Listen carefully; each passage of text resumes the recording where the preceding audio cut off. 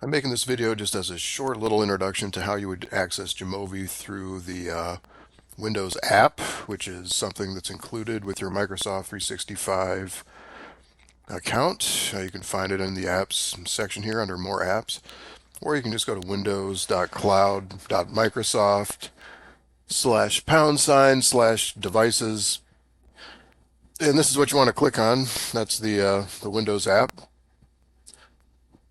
and then you log in with your credentials.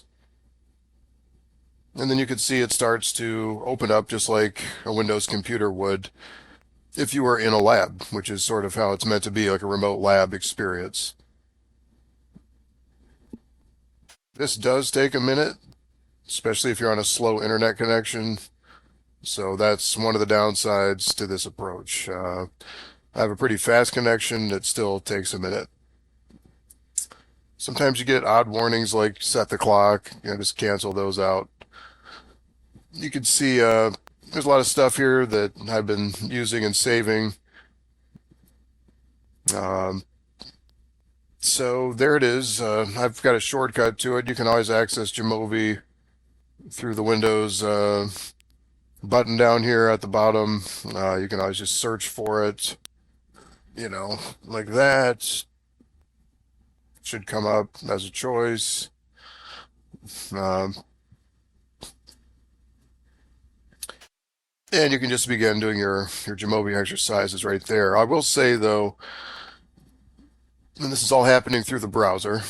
Okay, so it's kind of interesting. You can have a computer in your browser window, but it is difficult, I would say, to move files between, like if you're working outside of that browser, you can't just drag and drop things necessarily. So I would recommend you just go into full screen mode and you work entirely within this. So open Brightspace within this space and download your Jamovi exercise files from Brightspace directly, Uh, that way, you don't have to worry about the file transfer issue. Okay.